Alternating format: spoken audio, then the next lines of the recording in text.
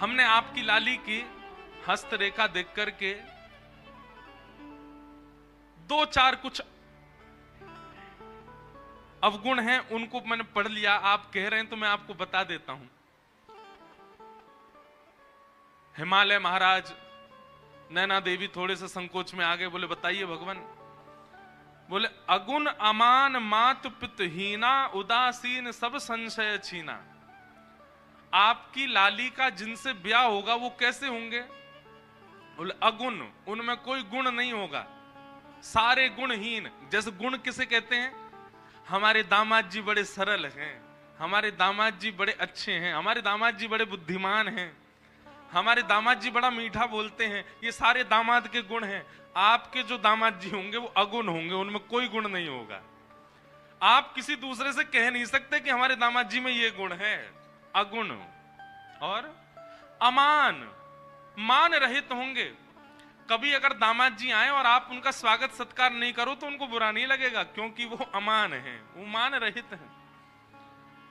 और तीसरी बात तो ऐसी बताई कि महाराज मैना देवी तो अपने छाती पे हाथ रख के बैठ गई। बोले क्या?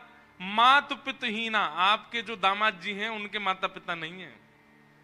आपके जो दामाद होंगे मतलब आपकी लाली के सास ससुर नहीं होंगे। आज की कन्या होती तो खुश हो जाती, आज की कन्या होती तो बड़ी प्रसन्न हो जाती, बढ़िया हमारे सास ससुर ही नहीं है, केवल पतिदेव हैं। लेकिन नैना देवी बोली ये कैसा बेटा? बोले फिर ये इसका जन्म कहां से हुआ? बोले कि पूरे विश्व को यही जन्म देते हैं, आपके जो दामाद जी होंगे इनको कोई जन्म नहीं देता। मात पितहीना उदासीन सब संशयहीना। उदासीन है, अंतर्मुखी, इसको अंग्रेजी में कहते हैं इंट्रोवर्ट।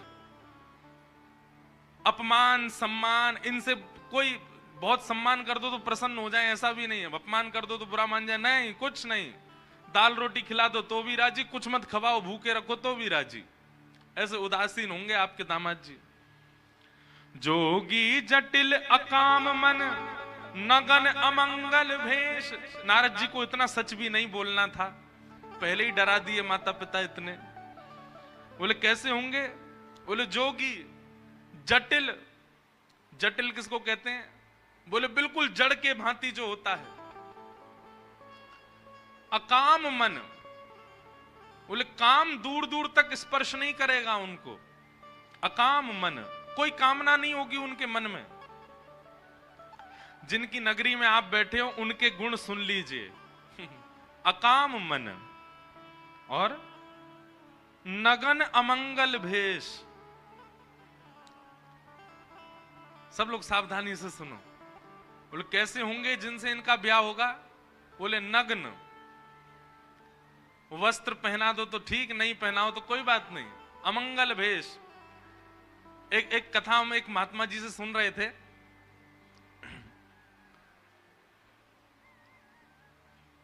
प्रभु श्री राम जब चित्रकूट पहुंचे तो चित्रकूट को देख करके राम जी को बहुत अच्छा लगने लगा। बोले ये बहुत बढ़िया जगह है। लक्ष्मण जी से कहा, लक्ष्मण जी तुम जाओ, जाकर के यहाँ कोई राजा हो या इस नगर के कोई स्वामी हो, उनसे एक बार परमिशन ले लो कि हम यहाँ रह लें, और अगर वो कह दें कि रह लो तो कैसे रहना है उसका कुछ नियम हो तो बता दें।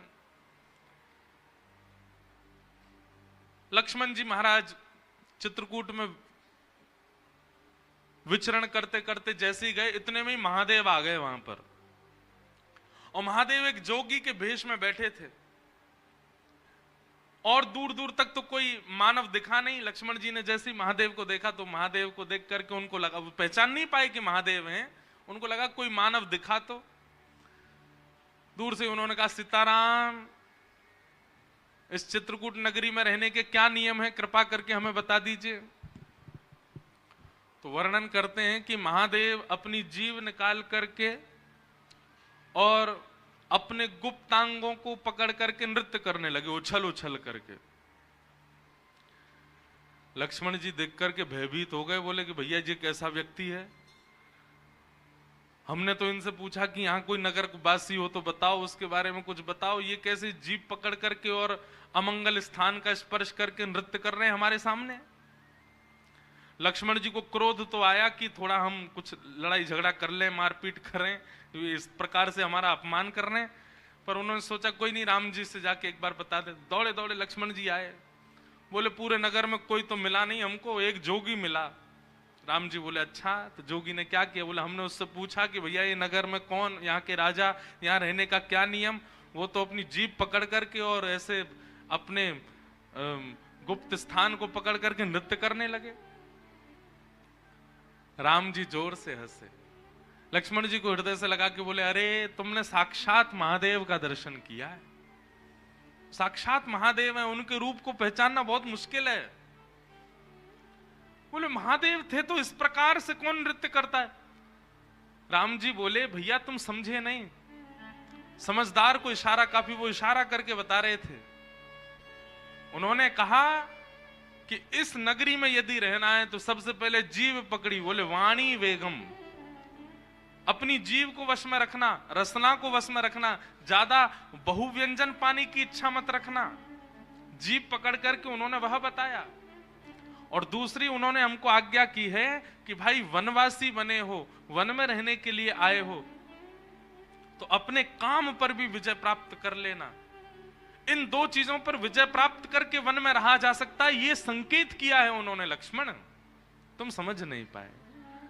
लक्ष्मण जी तो बड़े भाव लोग, बताओ महादेव सामने आए, मैं उनको पहचान भी नहीं पाया। राम जी ने दूर से सुनकर के बता दिया कि वो महादेव है। तो ऐसे हैं महादेव।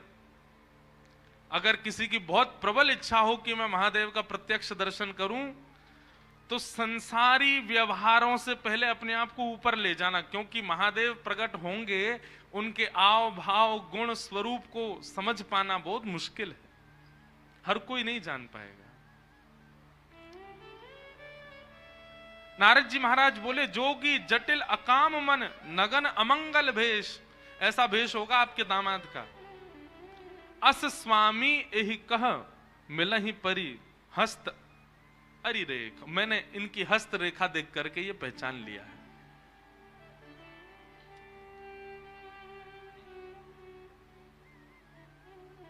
नैना देवी, हिमालय महाराज तो बिल्कुल नेत्रों में आंसू आ गए। ऐसी सुकोमला, ऐसी प्यारी पुत्री, और उस पुत्री के लिए ऐसा वर बता रहे हैं। नारद जी कुछ करिए ना, ये तो पूरा माता पिता को जीवन भर यही प्रतीक्षा रहती है कि हमारी बेटी कितनी भी सुंदर हो, कितनी भी योग्य बने, पर उसका दामाद, उसका जो पति हो वो बहुत सुंदर आवे, बहुत सहज आवे, उसके अनुकूल आवे। आप कैसा बता रहे हैं? हमको तो बड़ी घबराहट हो रही है मन में। तब नारद जी महाराज बोले इसका एक उपाय हो सकता है। क्या? बोले जितने गुण लक्षण हमको पार्वती जी की रेखा देख करके और इनके मस्तिष्क को पढ़ करके दिख रहे हैं, ये सारे गुण लक्षण यदि किसी दैव पुरुष में हो और उनसे इनका ब्याह हो जाए तो मंगल हो जाएगा। यदि ये सारे अवगुण किसी मानव में होंगे तो वो मानव उचित नहीं है, लेकिन ये सारे गुण लक्षण अगर किसी देव में हो और उनसे इनका ब्याह हो जाए तो मंगलकारी होगा। हिमालय बोले ये सारे अवगुण किसमें हैं? बोले इनको अवगुण नहीं है, ये अवगुण संसार में हो तो अवगुण है, पर यही अवगुण यदि किसी देव में चले जाएं तो सारे सद्गुण बन जाते हैं। और ये सारे अवगुण जो यहां सुने गए हैं सब महादेव में घटित होते। महादेव ऐसे ही हैं। अगर महादेव आपकी पुत्री को स्वीकार कर लेंगे तो इनकी हस्तरेखा और इनकी जन्म कुंडली भी सत्य हो जाएगी और देव भी नहीं, महादेव प्राप्त हो जाएंगे। लेकिन उसके लिए आपकी पुत्री को तप करना पड़ेगा। महादेव की प्राप्ति ऐसे नहीं हो जाएगी। जे जे वर के दोष बखाने ते सब शिव पही में अनुमाने, जो विवाह संकर्षण हो दोष गुण सम कह सबको। हमने जितनी बात बताई है अगर ये किसी मानव में होंगे वो सारे दोष हैं, पर अगर ये शिव में घटित हों और उनसे इनका ब्याह हो जाए तो सारे अब सद्गुण हो जाएंगे, सद्गुण हो जाएंगे। शंभु सहज समरथ भगवाना, एह विवाह सब विधि कल्याणा। अगर शंभु से आपकी पुत्री का ब्याह हो जाए तो इनका कल्याण हो जाएगा।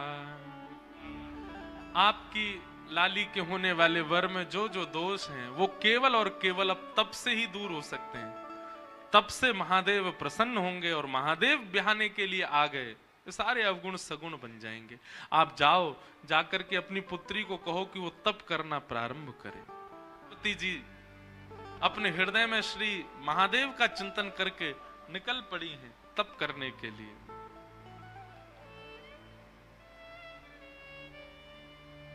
आहा, मानस जी में गोस्वामी जी वर्णन करते हैं पार्वती जी ने कैसा तप किया। बोले अस तप काहू न कीन भवानी, ऐसा तप आज तक किसी ने किया ही नहीं। भय अनेक धीर मुनि ज्ञानी, बड़े बड़े ज्ञानियों ने भी जब पार्वती जी को देखा, देख करके सब आश्चर्यचकित हो गए। ऐसा तप आज तक किसी ने किया ही नहीं जैसा पार्वती जी कर रही हैं। अच्छा, एक बात,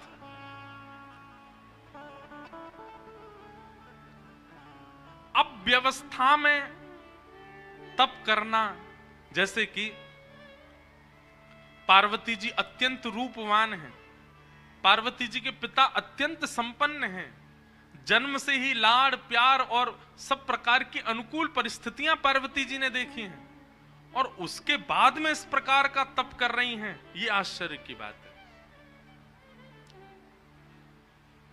और जिस व्यक्ति ने बचपन से ही कुछ देखा ही नहीं, बिल्कुल अभाव ही देखा, वो तप कर ले तो कोई बड़ी बात नहीं, उसने बचपन से ही तप किया है। लेकिन पार्वती जी, उन्होंने तो जीवन में अभाव देखा ही नहीं है, और आज वे जाकर के तप कर रही हैं, तो उनका तप अति विलक्षण है। आहा,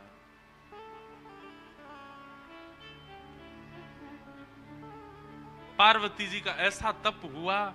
उस तप के बाद आकाशवाणी होने लगी, बोले हे पार्वती जी, हे जगदम्बा पराम्बा, हे हिमालय पुत्री, आप जिस कारण से तप कर रही हैं आपका तप निश्चित पूर्ण होगा, और जिनकी प्राप्ति के लिए आप तप कर रही हैं वो आपको प्राप्त होंगे।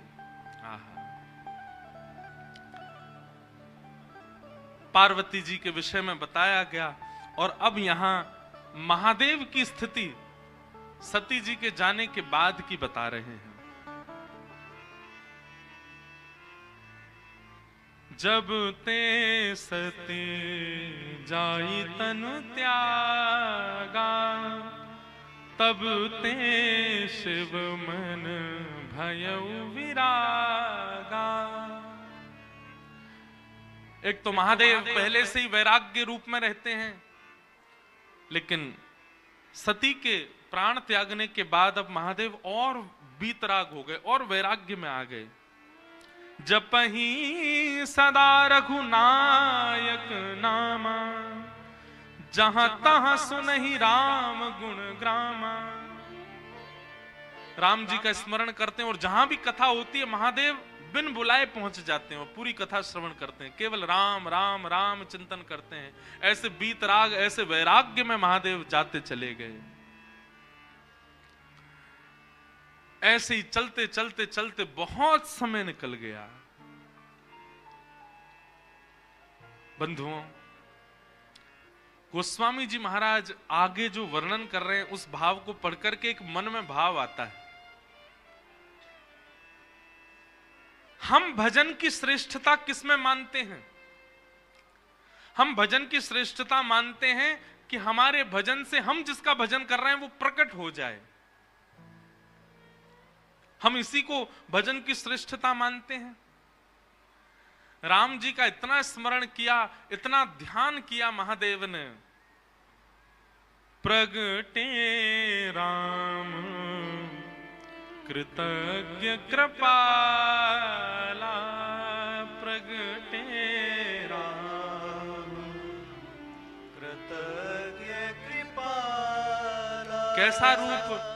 रूपशील निधि तेज विशाला, रूपशील निधि तेज विशाला। बहु प्रकार शंकरी सराहा, बहु प्रकार शंकराई सराहा। तुम बिन व्रत को निर्वाहा, तुम बिन व्रत को निर्वाहा।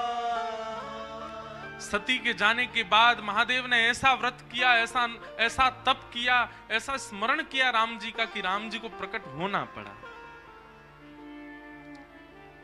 प्रसन्न मुद्रा में श्री राम जी प्रकट हो गए महादेव के सामने।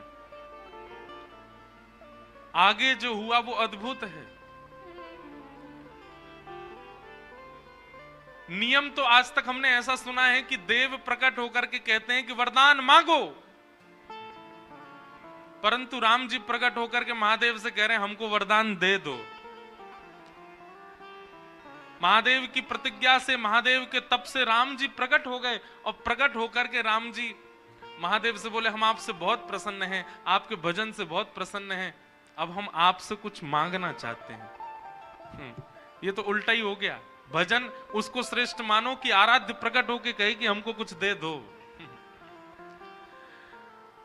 अब बिनती मम सुनहु शिव, जोमो पर निज नेह, जाई विवाहु शैल जहि, यह मुहि मांगो दे।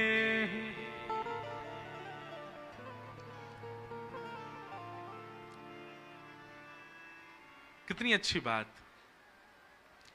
हमने ठाकुर जी की इतनी आराधना की, हमने गिरधर लाल की इतनी आराधना की कि श्री गिरधर लाल जी प्रकट है करके हमसे मांग रहे हैं। परब्रह्म देने के लिए संसार को आते हैं, पर जब प्रेम से कोई पुकारता है तो परब्रह्म देने नहीं आते, मांगने आते हैं। कुछ मांगो। राम जी मांग रहे हैं, हे शंकर जी आपने इतनी तपस्या की, मैं बहुत प्रसन्न हूं, अब मुझे कुछ दे दीजिए। शंकर जी हंसने लगे, बोले क्या, आपको क्या दूं, आपके पास तो सब कुछ है। बोले बस हम कुछ मांगना चाह रहे हैं, वो हमको दे दीजिए। बोले क्या चाहिए? बोले जाई विवाहु शैलजा, हिमाचल की पुत्री, हिमालय की पुत्री पार्वती जी से आप जाकर के विवाह करो।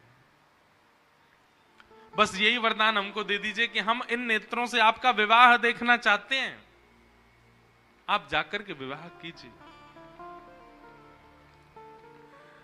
शंकर जी जैसे ही राम जी के वचन सुने, वचन सुनकर के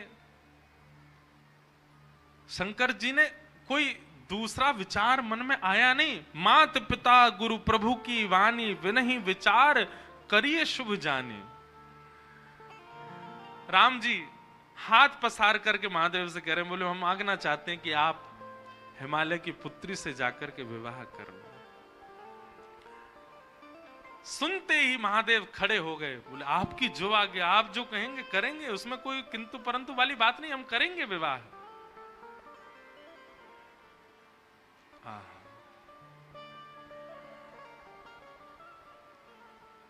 राम जी की पावन छवि को अपने हृदय में विराजमान करके राम जी की आज्ञा मानने को स्वीकार हो गए महादेव। सप्त ऋषियों को बुलाया और सप्त ऋषियों को बुला करके कहा कि राम जी ने एक कन्या ढूंढी है हमारे लिए, हिमालय की पुत्री है, आप जाकर के उसकी प्रेम की परीक्षा लेकर के आओ, कैसी है। सप्त ऋषियों को भेजा। आहा, सप्त ऋषि हिमालय की उस कंदरा में गए जहां पार्वती बैठ करके तपस्या कर रही थी। ऋषि ने गौरी देखी तह कैसी, मूर्ति मंत तपस्या जैसी। सप्त ऋषि लेने के लिए गए थे परीक्षा, पर दूर कंदरा में बैठी हुई जैसे ही गौरी को देखा, पार्वती जी को देखा, तो सप्तऋषि बोले उनको कन्या नहीं दिखाई दी, उनको शैलजा नहीं दिखाई दी, उनको पार्वती नहीं दिखाई दी, तो बोले साक्षात तपस्या ही मानो बैठी हो, ऐसी लग रही है पार्वती जी। जिन महादेव, अच्छा एक बात बोले, महादेव को आज भी प्राप्त करना तपस्या से कम नहीं है। आज भी इतने सहजता से महादेव मिलते नहीं है। थोड़ी थोड़ी तपस्या तो सबको करनी पड़ती है, चाहे थोड़ी सही करनी तो पड़ती है। हमको रामेश्वरम आना पड़ा तो आने में ही तपस्या हो गई। जो लोग ट्रेन से आए हैं उन्होंने तो घनघोर तपस्या करी है, पर जो फ्लाइट से आए हैं उनकी भी तपस्या कम नहीं है। दिल्ली से उड़ो पहले मदुरई की, अब तो सीधी फ्लाइट है, पर बीच में पहले हम आते थे सीधी नहीं थी, पहले चेन्नई रुको, फिर चेन्नई से दूसरी फ्लाइट पकड़ो, फिर मदुरई आओ, फिर मदुरई से गाड़ी चला के लौट के आओ, फिर यहाँ की भीड़ भाड़ में लग के जैसे तैसे थोड़ा तप तो करना ही पड़ता है। बिन तप शिव नहीं मिलते। और शिव का स्वरूप क्या है? विश्वास। बिना तप के विश्वास प्रकट नहीं होता, तप तो करना पड़ता है। और जब अर्धांगिनी बनना है तो साक्षात तपस्या का रूप धारण करना पड़ेगा। सप्त ऋषियों ने जाकर के जैसे ही पार्वती जी को देखा तो कहने लगे, बोले कि ऐसा लगा ही नहीं कि कोई स्त्री बैठी है, कोई कन्या बैठी है, कोई गौरी बैठी है, कोई हिमालय की पुत्री, ऐसा लगा साक्षात तपस्या ही बैठी है। ऐसी तपस्या।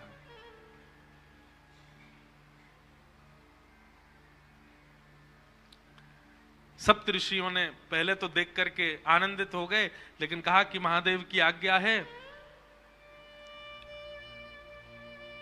जाकर के इनकी परीक्षा लें। सप्त ऋषियों ने जाकर के परीक्षा ली। बोले बताओ ए कन्या, तुम यहां बैठ करके क्यों तपस्या कर रही हो? तुम्हारी तपस्या का कारण क्या है? पार्वती जी कह रही हैं,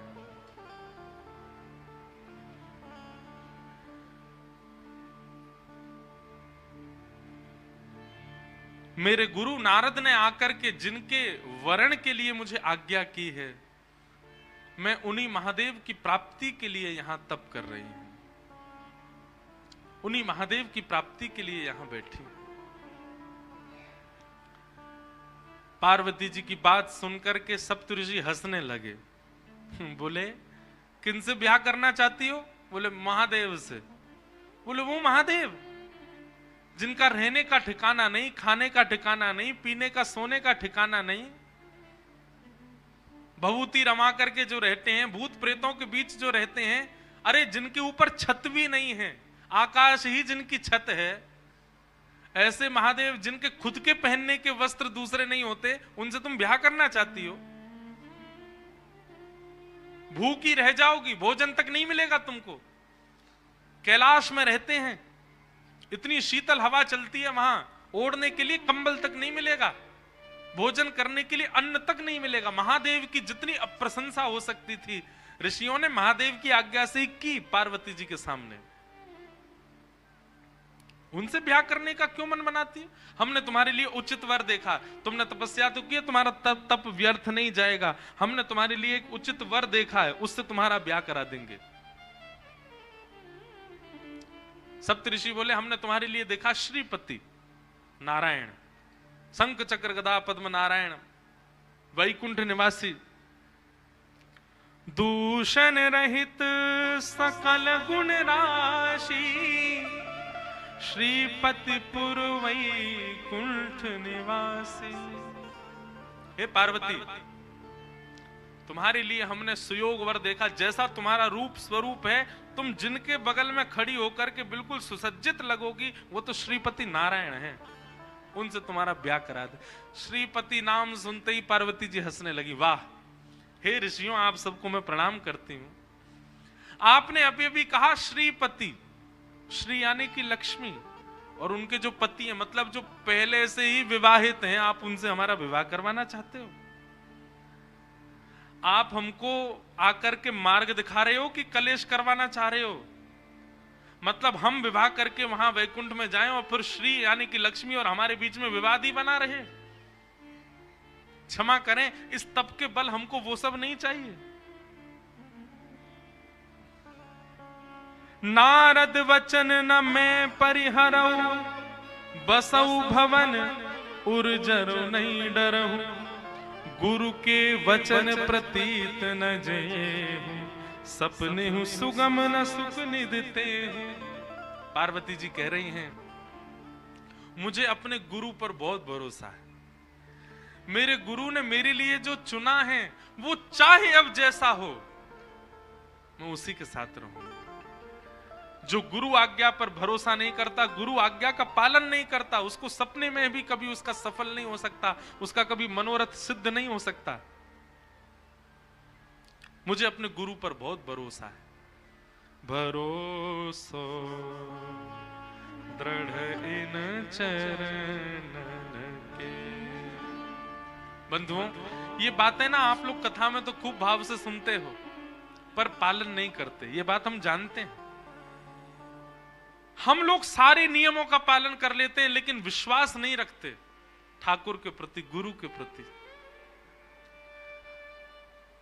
जिन उमा पार्वती को आप देख रहे हैं, ये पार्वती जी को जाकर के आप कुछ मांगे चाहे ना मांगे, आज मेरे कहे से जाइएगा, महादेव का केवल दर्शन कीजिएगा, मांगने के लिए पार्वती जी के सामने जाइएगा और झोली फैला करके कहिएगा, माता पिता गुरु और शास्त्रों के प्रति हमारा अखंड विश्वास प्रकट हो। हे पार्वती जी, ये वरदान हमें प्रदान करो, क्योंकि विश्वास की साक्षात प्रदाता आप हैं।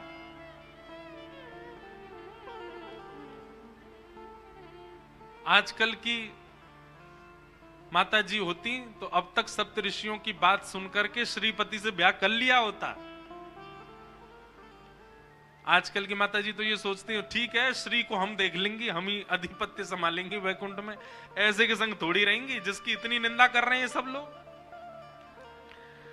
अरे कहां तक कहें, पार्वती जी ने पहले तो गुरु विश्वास को अटल दिखाया कि मेरे गुरु के प्रति भरोसा है, वो जैसे भी चुन के लाएंगे मैं उनसे ब्याह करने को तैयार हूं।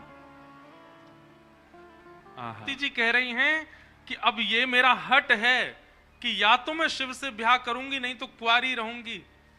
नारद जी की बात को मैं काट नहीं सकती, वे कह करके गए हैं तो मैं उनकी बात का मान रखूंगी और शिव से ब्याह करूंगी। और यद्यपि अभी सप्तऋषि आए हैं, इसके बाद यदि स्वयं महादेव भी आकर के मेरे सामने कह दें कि मैं तुम्हारा वर्ण नहीं कर सकता, मैं उनकी बात भी नहीं मानूंगी।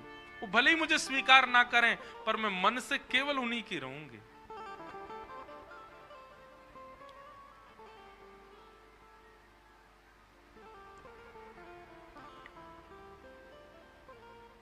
एक बात हम कहते हैं,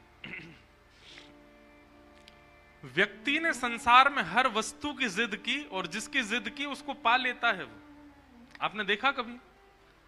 आप जिद पे अड़ जाओ और जिस वस्तु की जिद आप करोगे वो आपको, भले ही आपके परिवार के लोग, आपके मित्र लोग लाके दे ही देते हैं, आपकी इतनी जिद है। पर कभी किसी व्यक्ति को ठाकुर जी के लिए जिद करते हुए देखा?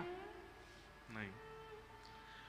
लेकिन एक सूत्र बता रहे हैं, जिसने भी जिद की उसने पा लिया ठाकुर जी को।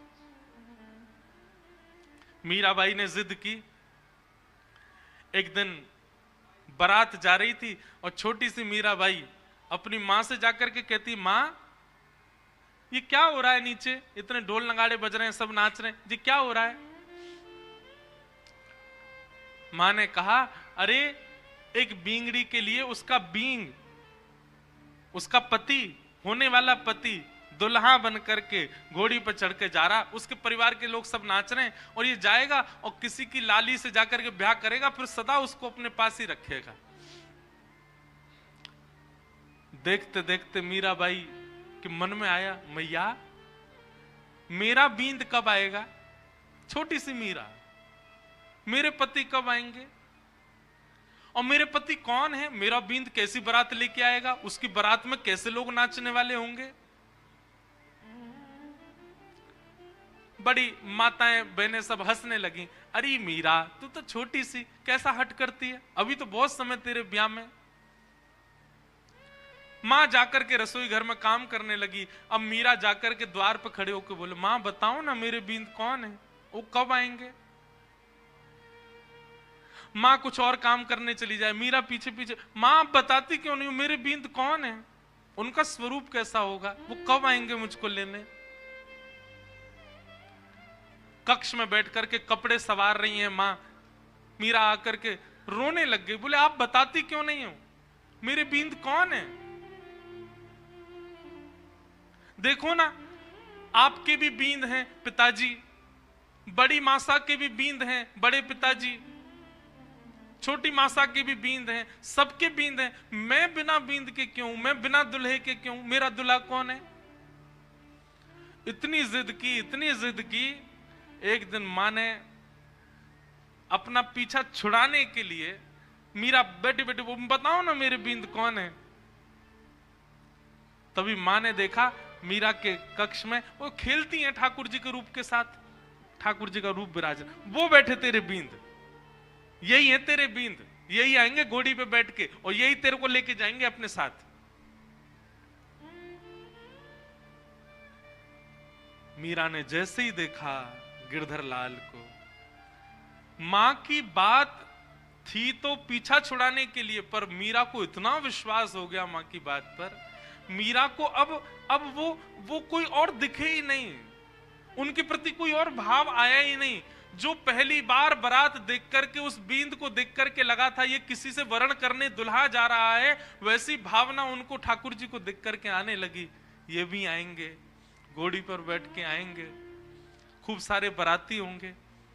और भैया संसार के दुल्हा जब जाते हैं तो संसारी बाराती जाते हैं, अब जब मेरे दुल्हा ही गिरधर गोपाल हैं तो इनकी बारात में तो शंकर जी आएंगे, नारद जी आएंगे, इंद्र आएंगे, ब्रह्मा जी आएंगे, देवताओं की बारात आएगी।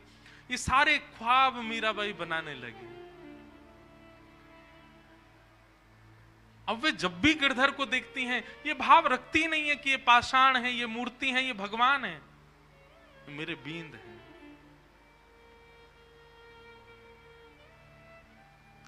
कुंवर भोजराज के साथ जब विवाह निश्चित कर दिया घर के लोगों ने, मीराबाई अपनी मां से जाकर के रोती हैं, मां आपने झूठ क्यों कहा मुझसे, आप तो पहले मुझे बता चुकी हैं कि मेरे बींद, मेरे पति तो वो हैं, और ये आप किसी अन्य राजकुमार, मेवाड़ के राजकुमार को सामने बैठा करके हमारा भाव करवा रही हैं। मां ने हंस के कहा, बोले वो तो मजाक में कहा था, वो तो ऐसे ही तू बालिका थी ना इसलिए कह दिया था। बोले आपने मजाक में कहा था, पर मैं तो तब से इनको ही पति मानती हूं।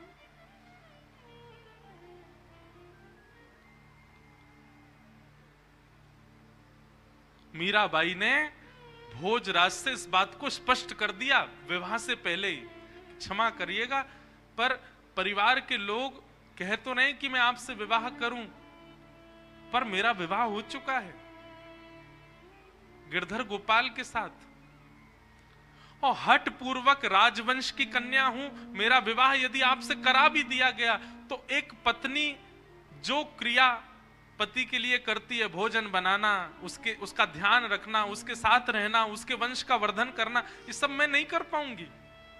मैं इस योग्य नहीं हूं, मैं इस लायक नहीं हूं, मैं आपको पहले ही बता रही हूं, ताकि आप ही मना कर दीजिए कि मुझसे आपका ब्याह हो।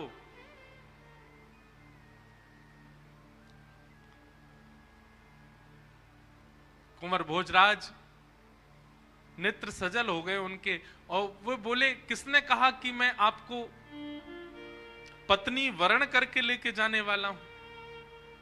ये तो संसार को दिखेगा कि मैं आपसे ब्याह करूंगा, आपको पत्नी मान करके लेके जाऊंगा, पर वास्तव में तो हमारे मेवाड़ में राजा खूब हैं, शत्रु खूब हैं, कोई भक्त नहीं है, इसलिए एक भक्त को ले जाने के लिए आया हूं।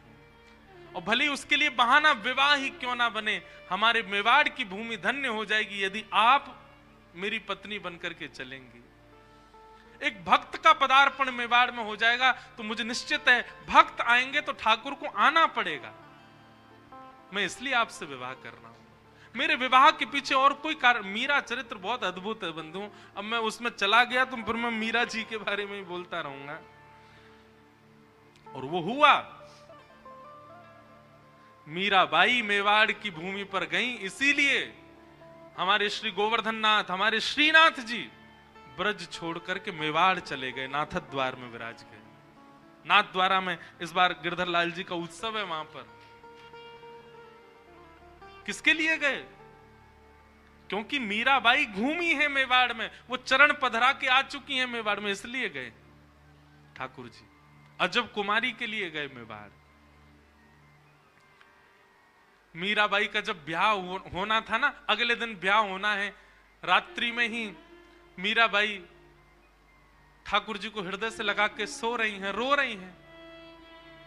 मैं आत्मा से तो आपकी हो चुकी हूं, पर मेरे तन का विवाह माता पिता कहीं और कर रहे हैं। लेकिन बस एक बार आपसे प्रार्थना करके ये जानना चाहती हूं, आप मेरे तन को भी स्वीकार कर लीजिए ना, कोई और स्वीकार कर, उससे पहले एक बार आप कर लीजिए ना।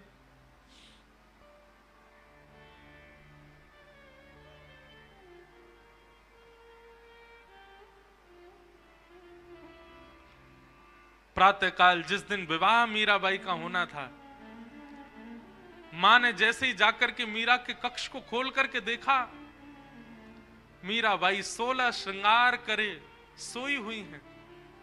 मांग में सिंदूर भरा हुआ है, हाथ सारे नवीन प्रकार के हल्दियों से, मेहंदियों से, कुमकुम से रचे हुए हैं।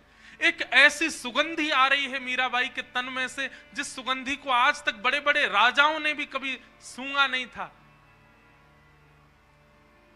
ऐसा श्रृंगार मीराबाई का कि थोड़ी देर के लिए तो मां भी देखती रह गई मीरा को। और मीराबाई के विवाह का जोड़ा जो उनको पहनना था, वो तो यथावत दूर कहीं रखा था। वह जोड़ा भी ऐसा था कि मेड़ता और मेवाड़ में आज तक किसी राजकन्या ने ऐसा जोड़ा नहीं पहना था। लेकिन उस जोड़े को भी लज्जित करने वाला जोड़ा मीराबाई ने पहले ही पहन रखा है और पहन करके लेटी हुई है।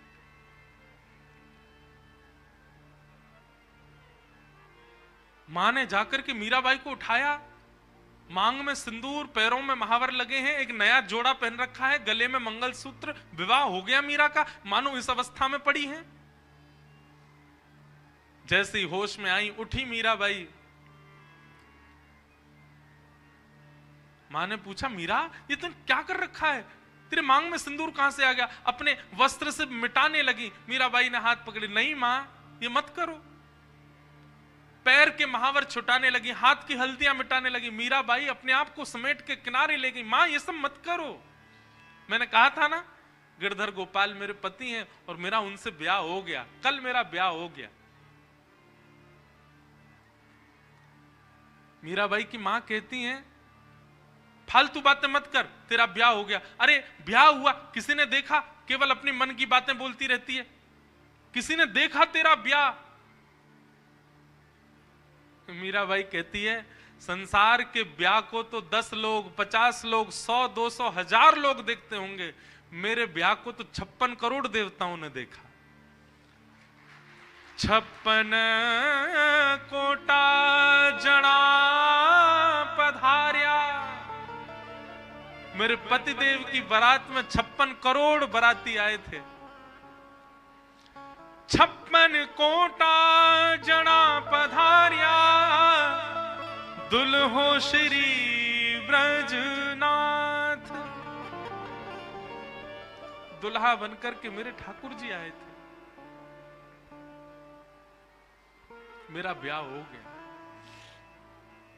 अब मां, ये तन, ये मन, ये आत्मा सब कृष्ण की हो चुकी है। अब मुझे इसके लिए कोई और परवाह, अब तुम चाहे जहां मुझे भेज दो, मेरा ब्याह तो हो चुका है। अब ब्याह का केवल आप नाटक करके भले ही मुझे कहीं भेज दो, मेरा ब्याह हो चुका है। अब मुझे कोई परवाह नहीं। ब्याह के दिन कन्या इतनी उदास रहती, पर मीराबाई आज बड़ी प्रसन्न है। विदाई में रोई भी नहीं मीराबाई। क्यों? प्रसन्नता है, कृष्ण से मेरा ब्याह हो गया।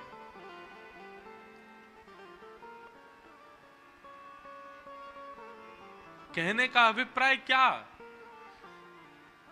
संसार ने, संसार के लोगों ने संसार की जिद की, और जिसकी जिद की वो मिल जाता है उनको। हट करने पर जिस वस्तु के प्रति हट किया गया वो प्राप्त हो जाता है, पर हमने कभी ठाकुर जी के लिए हट किया ही नहीं, हमने ठाकुर जी के लिए जिद की नहीं। कल की एक घटना बताएं, कल यहां हम कथा करके जा रहे थे तो एक साउथ इंडियन फैमिली आई थी यहां, उनको हिंदी भी नहीं आती पर थोड़ी थोड़ी समझ आती है तो कथा सुनते हैं, श्रीरंगम से आए थे। तो वो बोले कि हम गोदाम्बा जी की माला लाए हैं लाल जी के लिए, आप कृपा करके हमें बुला लो। मैंने कहा आप आ जाओ।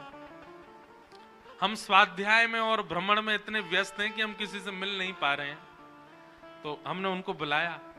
उन्होंने आकर के एक ऐसी बात बताई, बोले महाराज जी हमको जब पता चला कि आप रामेश्वरम आ रहे हैं तो हमने विचार किया कि हम जाएंगे मिलने, पर हमारे पतिदेव का इतना कठिन काम आ गया कि निकलना असंभव था, असंभव, नहीं निकल सकते। बोले जब असंभव हो गया निकलना तो मैंने मनी मन लाल जी से कहा कि हे लाल जी, हमें लगता है आपको हमसे मिलना नहीं है, इसलिए आप हमको बुला नहीं रहे हैं।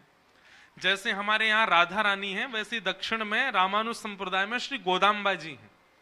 गोदाम्बा जी को श्री जी का ही स्वरूप माना जाता है।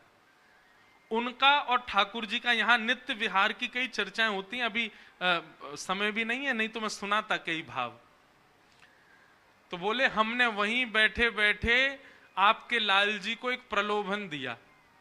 मैंने क्या दिया? बोले हमने कहा हे लाल जी, यदि आपने हमको बुला लिया तो हम अंडाल यानी कि श्री रंगनाथ भगवान के समीप विराजने वाली गोदाम्बा जी की गले की पहनी हुई माला आपके लिए लेकर के आएंगे। मतलब किशोरी जी की गले की माला लेके आएंगे आपको पहनाने के लिए, आप कैसे भी हमको बुला लो। बोले महाराज जी हम रात में आपके लाल जी का चिंतन करके ये कह के सोए हैं कि हे लाल जी, अगर आपने हमें बुला लिया तो हम गोदाम्बा जी की गले की माला आपके लिए लेके आएंगे। बोले सुबह जब हम उठे नित्य क्रम में लगे थे तो हमारे पतिदेव का फोन बजा और जिस कार्य के लिए हम रुक रहे थे वो कार्य जनवरी के लिए स्थगित हो गया, आगे बढ़ गया। और बोले पतिदेव हमारे इतने बोले देखो लाल जी ने तुम्हारी सुन ली, हमारा कार्य 1 महीना टल गया, अब हम जा सकते हैं रामेश्वरम।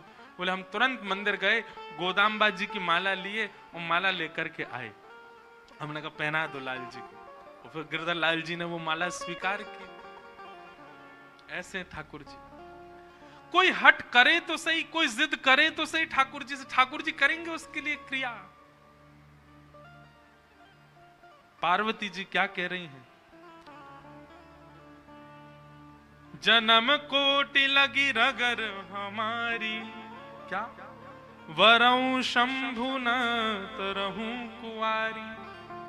ये हमारी जिद है, या तो हम महादेव से ब्याह करेंगे नहीं तो कुंवारी रहेंगी। और स्वयं महादेव भी आकर के अगर मुझसे कह दें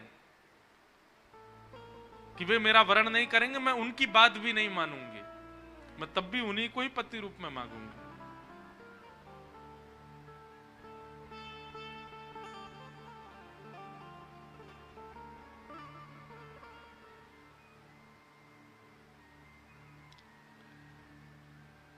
सप्त ऋषियों के पैरों में पड़ गई पार्वती जी और पैरों में पड़ करके बोली अब हम आपसे प्रार्थना कर रही हैं कि आप सब हमको जिद करके हमारे तप को रुकवाइए मत, आप सब लोग अब प्रस्थान करो। उसी काल में बंधुओं एक तारकासुर नाम का एक दैत्य था जिसने देवताओं की नाक में दम कर रखा था, देवताओं का वध करने के लिए तत्पर हो रहा था। सबने जाकर के पूछा कि ये तारकासुर मरेगा कैसे? तब किसी ने बताया, बोले कि भैया इसको मारने का एक ही उपाय है। बोले क्या? शंकर जी का यदि पुत्र जन्म ले और वो इसको मारे, उसी के हाथों ये मरेगा। देवता सब सोचने लगे ये कैसे होगा, शंकर जी तो परम वीतराग होकर के बैठे, उनका ब्याह कैसे होएगा? वो तो ब्याह करना दूर दूर तक उनका कोई संभावना नहीं। तब ब्रह्मा जी ने कहा देवता आप सब लोग अब प्रयोजन करो, कैसे भी करके शंकर जी का मन बनवाओ, उनका मन बनेगा तो ही तारकासुर का वध हो सकता है।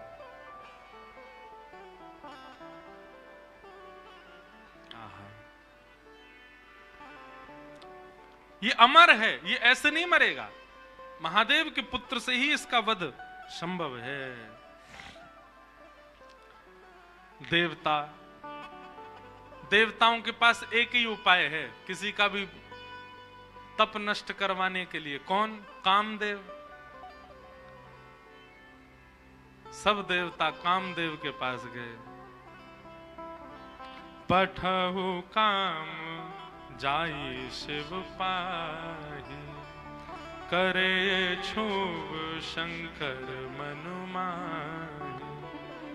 तब हम जाई शिवहि शिर नाई, करवाऊ विवाह बरियाई। सबने कामदेव से जाकर के प्रार्थना कर, बोले कामदेव तुम जाओ। बोले क्या करना है? बोले जाकर के शंकर जी की भजन में, शंकर जी के तप में विघ्न डालो, उनके नेत्र खोल दो। वो जैसे ही तप से बाहर आ जाएंगे उसके बाद हम जाकर के उनसे प्रार्थना कर लेंगे कि आप ब्याह कर लो, पर उनके तप को भंग करने की क्रिया तुम ही करो। कामदेव बोला आप लोगों को और कोई नहीं मिलता, बस मैं ही मिलता हूं। हैं बेचारे सज्जन लोग, श्रेष्ठ लोग तप आदि करते, मेरे को ही भेज देते हो, जाके इसका तप दूर कर दो। देवता सब कहने लगे हम देवता, तुम ये सोचो ना, तुम्हारा बलिदान 33 कोटि देवताओं का लाभ करता है, पूरे ब्रह्मांड का लाभ करता है। एक बात कहते हैं बंधुओं, बुरा नहीं मानिएगा, काम दैत्य नहीं है, काम देव है। उसको दैत्य हम लोगों ने बनाया है, उसकी दैत्य के प्रकार आराधना करते हैं। अब जैसे कि महादेव की आराधना का नियम है, जल चढ़ाओ, बिल्व पत्र चढ़ाओ, धतूरा चढ़ाओ, पुष्प चढ़ाओ, गंगा जल चढ़ाओ, ये नियम है। अब इस नियम से परे जाकर के यदि महादेव की आराधना करेगा तो महादेव उसका सर्वनाश करेंगे कि नहीं? ऐसी काम की भी आराधना का नियम है। लोग उसको विपरीत प्रयोग ले लेते हैं काम का, इसीलिए काम सर्वनाश करता है बुद्धि का, मति का, जीवन का। काम देव है, उसको देव की तरह भजो।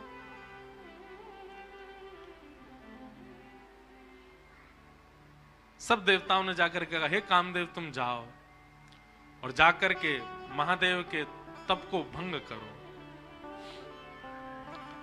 कामदेव बोले आप लोगों का कार्य सिद्ध होगा तो मैं चला जाता हूं। आहा, कामदेव और जगह तो बड़े सूक्ष्म रूप में जाता है, परंतु जब पता चला कि हमारे यजमान ही महादेव हैं तो प्रचंड रूप धारण करके गया। और प्रचंड रूप कैसा धारण किया? सबके हृदय मदन अभिलाषा, लता निहारी नवहि तरु शाखा, नदी उमगी अम्बधु कहूं धाई, संगम करहि तालाब तलाई। अरे महाराज, कामदेव केवल चैतन्य के अंदर आ गया नहीं, जड़ में भी काम प्रकट हो गया। ऐसा कामदेव ने आकर के आक्रमण किया पृथ्वी पर। वृक्षों से लताएं लिपटने लगी, वहां भी काम का दर्शन होने लगा। तालाब तलाइयों से जाकर के मिलने लगे, वहां भी काम का दर्शन। नदियों की गति इतनी तीव्र हो गई, सब जाकर के समुद्र से मिलने लगी। आकाश पृथ्वी से मिलने के लिए उतावले होने लगे। पृथ्वी अपने आप को जगह जगह से उच्छलित करने लगी, उठने लगी, आकाश से मिलने के। सब काम में हो गया। पशु पक्षी नभ जल थल चारी, भय काम वश समय विसारी। सब काम, जिस जगह देखो वहीं काम का दर्शन हो रहा है। पशु पक्षी आपस में लगे हैं, सब प्रकार के भाव सब जगह प्रकट हो रहे हैं। मदन अंध व्याकुल सब लोका, निश दिन नहीं अब लोक ही को का।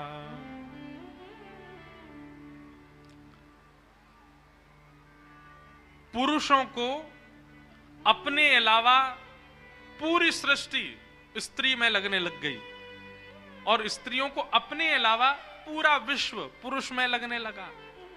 और काम की ज्यादा व्याख्या करनी नहीं है, पर बस हम ये इसलिए कर रहे हैं, जिन महादेव को आप दर्शन करते हो ऐसी स्थिति में भी डगमगाए नहीं, अपने ध्यान में बैठे रहे।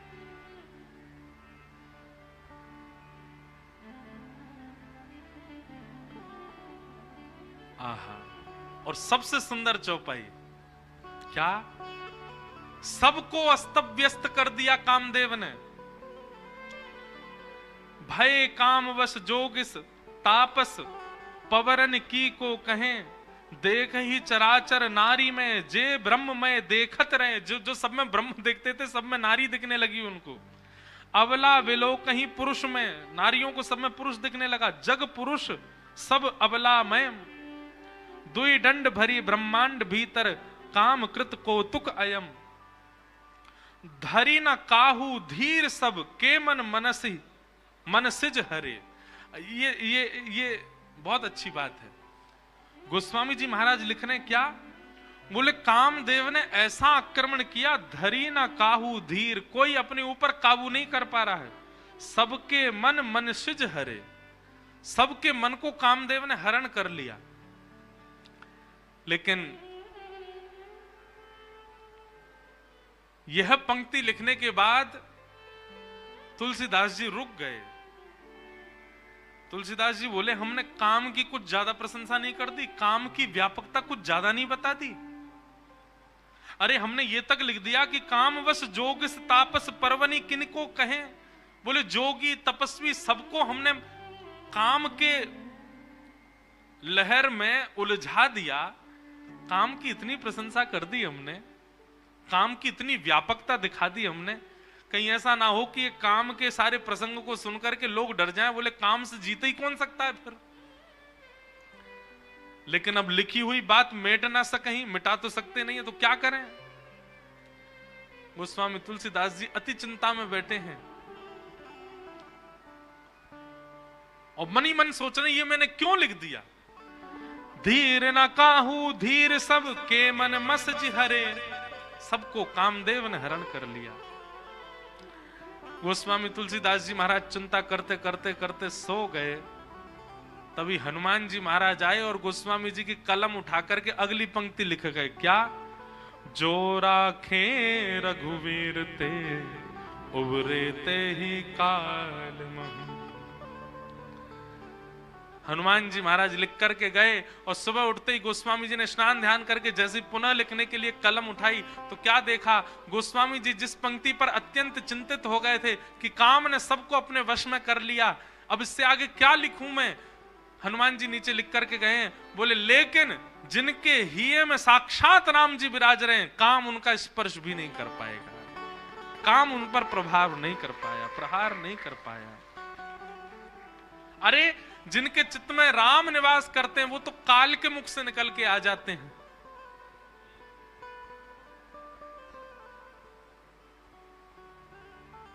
काम कैसे आक्रमण करे। सब जगह काम ने अपनी व्यापकता बिछा ली। अब कामदेव हिमालय की ओर गया, कैलाश पर गया और कैलाश पर जाकर के भी ऐसी सुंदर सुगंध उत्पन्न होने लगी, सुंदर सुंदर पुष्प होने लगे, जिनसे भी काम प्रकट हो जाए वो सारा वातावरण पूरे विश्व में प्रकट कर दिया। ऐसा प्रचंड काम प्रकट हुआ, लाखों वर्षों से तप कर रहे जोगी तपी भी अपने आप पर काबू नहीं कर पा रहे हैं। लेकिन शिव ही विलोकई ससंग उमारू, भयउ जथाथित सब संसार। सबको अपने वश में करने वाला कामदेव जैसे ही हिमालय पर गया, कैलाश पर गया और कैलाश पर जाकर के जैसे ही उसने शंकर जी का दर्शन किया, शंकर जी को देखते ही काम भी उनके ऊपर मोहित हो गया। ऐसा सुंदर रूप, ऐसा सुंदर वदन, ऐसी सुंदर जटा, ऐसी शीलता, ऐसी सौम्यता, मानो कामदेव भी सामने बैठ गया और शंकर जी का दर्शन करने लगा। उनके रूप को देख करके कामदेव भी मोहित होने लग गया। अपने वश में कर लिया कामदेव ने, लेकिन महादेव के रूप को देख करके काम भी स्थिर हो गया। तभी मानो देवताओं ने जाकर के चेता, ए कामदेव तू काम करने गया है वहां पर कि तू खुद ही समाधि में बैठने गया है, जा उनके नेत्र खुलवा कैसे भी। कामदेव बोला मैंने सारे प्रयास कर लिए हैं, सब देखो पूरा विश्व काम में हो गया, पर इन पर कोई प्रभाव ही नहीं हो रहा है। तब कामदेव ने दूर देखा, एक आम का वृक्ष, उस पर चढ़ गया और एक पुष्प का बाण लेकर के कामदेव ने वहीं से महादेव का संधान। अब कामदेव को पता था कि अब मेरी मृत्यु निश्चित है, क्योंकि जब मेरे सारे बाणों से कोई काम नहीं बना, अब मैं इनको हठ पूर्वक उठाऊंगा और इनकी तप अग्नि निकलेगी, उसमें मेरा मरना निश्चित है। पर कामदेव भी सोच रहा है इनके द्वारा मेरी मृत्यु हो तो मैं भी सफल हो जाऊं। कामदेव ने वृक्ष पर चढ़कर के पुष्प का बाण जैसे ही महादेव के वक्ष पर मारा, वक्ष पर जाकर के बाण जैसे ही लगा तो ध्यान थोड़ा सा भंग हुआ, भ्रगुटी थोड़ी सी जुड़ गई। अनेक वर्षों से समाधि में बैठे हुए महादेव के नेत्र खुले, लाल ताम्र वर्ण के नेत्र हैं। राम स्मरण में बैठे थे, राम जी का ध्यान कर रहे, महादेव के नेत्र खुले। अगल बगल देखा किसने किया ये, तभी वृक्ष के ऊपर बैठे कामदेव को जैसे ही देखा,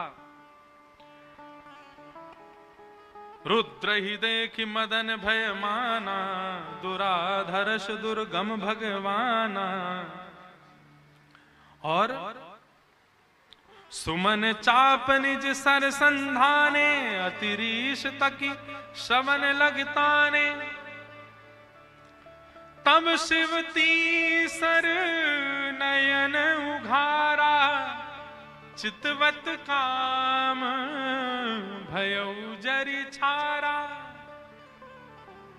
जैसे ही कामदेव को देखा तीसरा नेत्र खुल गया महादेव का, और तीसरा नेत्र खुलते ही अग्नि प्रज्वलित हो गई, कामदेव जल करके वहीं भस्म हो गया। बोलो रामेश्वर भगवान की। कामदेव जल करके नष्ट हो गया, हाहाकार मच गया। देवता बोले हमने तो नेत्र खुलवाने भेजा था, ये तो कामदेव का बदई हो गया। ब्रह्मा जी बोले कोई बात नहीं, आंख तो खुल गई, अब संभाल लेंगे। रति ने जाकर के, कामदेव की पत्नी ने जाकर के प्रणाम करके कहा भगवान आपने मेरे पति को क्यों मारा, वो तो देवताओं के कार्य की सिद्धि के लिए आया था। महादेव इतने भोले हैं, पति को मार के तुरंत रति से बोले तुम चिंता मत करो, तुम्हारे पतिदेव तुमको प्राप्त हो जाएंगे। बोले कब? जब जदुवंश कृष्ण अवतारा, हो ही हरन महामही भारा। कृष्ण तनय होई पति तोरा, अन्यथा होई वचन अन्यथा होई ना मोरा। द्वापर में जब भगवान श्री कृष्ण का अवतार होगा तो भगवान श्री कृष्ण के पुत्र के रूप में ही तुम्हारे पतिदेव जन्म लेंगे और तुम्हारा उनके साथ विवाह होगा, पुनः विवाह संगम होगा, तब तक तुम प्रतीक्षा करो। महादेव की वाणी को सुनकर के रति प्रसन्न हो गई। सब देवताओं ने जाकर के महादेव से प्रार्थना करी, बोले महाराज पार्वती ने बहुत तपस्या की आपकी प्राप्ति के लिए, अब कृपा करके हमारे नेत्रों को आप आनंद प्रदान कर दो, इन नेत्रों के सामने विवाह आपका देखने का हमारा बहुत मन है। ब्रह्मा आदि देवताओं के विवाह के प्रस्ताव को सुनकर के महाराज महादेव जी ने सर हिलाया, बोले ठीक है, क्योंकि मूलतः तो राम जी पहले वरदान मांग के चले गए ना, उनके बात को हमको पूरी करना है। आहा, तभी सप्तऋषि जिनको परीक्षा लेने के लिए भेजा था, उन्होंने आकर के महादेव को बताया, बोले महाराज हम परीक्षा लेकर के आए हैं और आपकी जो होने वाली कन्या है वो सकुशल है। अब हम जाकर के हिमालय महाराज को आपका थोड़ा यश सुना दें। सप्तऋषि गए हिमालय महाराज के पास, जाकर के उन्होंने कहा आपकी पुत्री जिनके लिए तप कर रही है वो साक्षात महादेव हैं और महादेव बारात लेकर के आएंगे, आप अपने पूरे नगर की तैयारियां करो, सुंदर बनाओ, देवी देवता सब पधारेंगे। महाराज पार्वती जी का तप पूर्ण हुआ, हिमालय ने अपनी समस्त कंदराओं को सजाना प्रारंभ किया। हमारे ब्रज के एक महाराज जी कह रहे थे, आज भी हिमालय का दर्शन करके लोग उसके प्रति आकर्षित हो जाते हैं, इतना सुंदर हिमालय लगता है। वे कहते हैं, बोले हिमालय को सजाया हिमालय ने तभी था जब भगवान शिव की बारात गई वहां।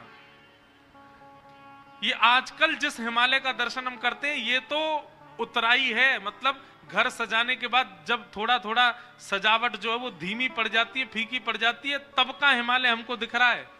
जब महादेव बारात लेकर के गए थे तब का हिमालय तो हम देख ही नहीं पाते, इतना सुंदर। आज भी हिमालय जो इतना सुंदर लगता है, उसकी आकृतियां, उस पर जमी हुई बर्फ, उसके वृक्ष वल्लरी, ये सब उसी काल में हिमालय ने सजाए थे। क्यों? महादेव की बारात आ रही है। सोचो कैसा सजा है पूरा हिमालय। आहा। पत्र सप्त ऋषि सोही दीन्ही, गही पद विनय हिमाचल कीनी। सप्त ऋषियों ने जाकर के हिमालय को कहा कि आप तैयारी शुरू करो, महादेव बारात लेकर के आएंगे। सभी देवताओं को निमंत्रित कर दिया। ब्रह्मा जी ने बोले सब लोग चलो, महादेव बारात लेकर के जाएंगे, महादेव की बारात जानी है। शंकर जी की बारात की तैयारी हो रही है। आहा। लगे सवारन सकल सुर, वाहन विविध विमान, होई सगुन मंगल सुभद, करहि अप्सरा गान। अप्सराएं गान करने लगी, डुमडुमियां बजने लगी, सहनाइयां बजने लगी, मंगल वाद्य बजने लगे। देवताओं ने अपने अपने वाहन सजा लिए, सब तैयारी करने लगे। बोले महाराज सब चलो, महादेव की बारात जाएगी। भगवान विष्णु पधारे। अब बहुत सावधानी से सुनिएगा। आहा, एक तो पहले से ही इतने सुंदर और बारात में जाने के लिए और सुंदर बनकर के आए। शंख चक्र गदा पद्म लेकर के भगवान नारायण आए। आहा, देख करके सब बलैया लेने लगे, कितने सुंदर। ब्रह्मा जी चतुर्मुख चारों का श्रृंगार करके आए और सुंदर। इंद्र भी आए, सब देवी देवता सब पधारे। लेकिन तभी सबने पूछा, बोले कि दुल्हा राजा कहां हैं? बोले अभी भी शमशान में ही बैठे हैं। कुछ नहीं महाराज, बाग अंबर लपेटे, हाथ की तकिया लगाए पौड़े हुए हैं दुल्हा महाराज। ब्रह्मा जी ने आज जाकर के भगवान विष्णु ने जाकर के कहा, बोले आज आपका ब्याह होना है, नेक सज सवर लो, थोड़े स्नान ध्यान करके नेक शुद्ध है जाओ, बढ़िया सी कोई अचकन पहन लो, सेहरा पहन लो, सिर पर पाग वाग पहन के नेक तैयार है कि चलो ब्याह होना है आपका। इतने में ही शिव गण आ गए सारे, और भगवान से आगे बोले देखो भगवान, हमको बहुत दिन बाद ये अवसर मिला, हम महादेव के विवाह में जाएंगे। श्रृंगार आप सब लोग दूर हट जाओ, आप लोग अपने तरीके का आज श्रृंगार हम करेंगे महादेव का। महादेव तो बोले, भंडारी बोले भैया जाको रुचि लग रही हो वही कर लो। भगवान विष्णु ने शंकर जी का हाथ पकड़ा, बोले एकांत में आओ, आपसे कुछ बात करनी है। शंकर जी एकांत में गए। इतने भोले हैं शंकर जी। भगवान नारायण बोले देखो ये विवाह हो रहा है, विवाह में मजाक आदि होते रहते हैं, इसलिए बुरा मत मान जाना बात का। शंकर जी बोले हम तो कोई बुरा मानते नहीं। बोले क्यों? कामदेव आया था, आपने तीसरा नेत्र खोल करके उसको ध्वस्त कर दिया, भस्म कर दिया। कहीं पता चली सारी सरेज ने कोई ने मजाक कर दी, सोई तीसरा नेत्र खुल गयो, जल के राख हो जाएंगी साली सरेज, ये सब मत करना। विवाह का माहौल है, थोड़ी बहुत मजाक वजाक हो तो सहन कर लेना। वैसे तो आप सहन करते हैं, लेकिन आपके गण कभी कभी उत्तेजित हो जाते हैं, इनको सबको संभालना। और बाकी हम सब चल ही रहे हैं, सब संभालेंगे। शंकर जी बोले मजाक होता है वहां पे? ससुराल में मजाक करते हैं दामाद के साथ? भगवान बोले हाँ मजाक होता है। तो इसका मतलब है हम भी मजाक कर सकते हैं? नारायण भगवान बोले कर ही सकते हो, पर लेकिन आप जगत संहारक हैं, उस तरीके का मजाक मत कर देना कि पता चली हिमालय कोई उल्टा थाप दिया पृथ्वी में, ये सब मत करना। नहीं नहीं नहीं, हम अपने तरीके से करेंगे। और सुनो, वो मजाक हमसे करने लायक रहे इसका हम पूरा ध्यान रखेंगे, वो रहे नहीं, हम ही इतना मजाक कर देंगे। अच्छा, नारायण भगवान भी बोले कि चलो होन दो, अब के आनंद होन दो। शंकर जी गए, जाकर के सब अपने गण बुलाए, लाओ भैया श्रृंगार करो हमारा। कैसा श्रृंगार किया? जटाओं को पकड़ करके महाराज जटाओं का ही मुकुट बना दिया, जटाएं खोल करके उन्हीं का मुकुट बना दिया। सुंदर बागंबर पहनाई। बागंबर को रस्सी से बांधते थे, पर आज रस्सी से नहीं, आज सर्प से बांधा। बढ़िया वाला सर्प लेकर के आए, कमर में ला करके बागंबर बांध दी। एक सर्प को सिर के ऊपर बांध लिया, सर्प को सिर के ऊपर बांध करके गण लेकर के छोटे छोटे पतले पतले सर्प लेके आए और उस सर्प से सारे सर्प लटका दिए सामने की ओर, बन गया सहरा। और सर्पों के मुंह से जो जीव निकल रही थी उन जीवों में बिच्छू लटकाई दिए। तो जैसे जुबिया होती है ना, पतले पतले पुष्प और नीचे नीचे गुच्छे, तो ऐसे पतले पतले पुष्पों में तो छोटे छोटे सर्प और नीचे गुच्छों में बड़े बड़े बिच्छू लटक रहे हैं। कानों पे बिच्छू लटका दिए, गले में महाराज अब तक तो एक मुख वाला सर्प पहनते थे। भगवान शंकर जी बोले सुनो तुम थोड़ी देर के लिए जाओ, चलो बहुत दिन हो गए तुमको गले में। बोले क्या लेके आओ? वो 5-5 मुख वाले सर्प लेके आओ। 5-5 मुख वाले सर्प ला करके गले में बिठा रहे हैं। ये दुल्हा राजा तैयार हो रहे हैं। श्रृंगी भृंगी बोले भगवान ये नारायण भगवान बहुत चमक रहे हैं, इंद्र बहुत चमक रहे हैं, ब्रह्मा जी भी बहुत चमक रहे हैं, हम भी चमकने चाहिए। शंकर जी बोले जाओ शमशान में अभी अभी चिता जली होगी, उसकी भस्म लेके आओ।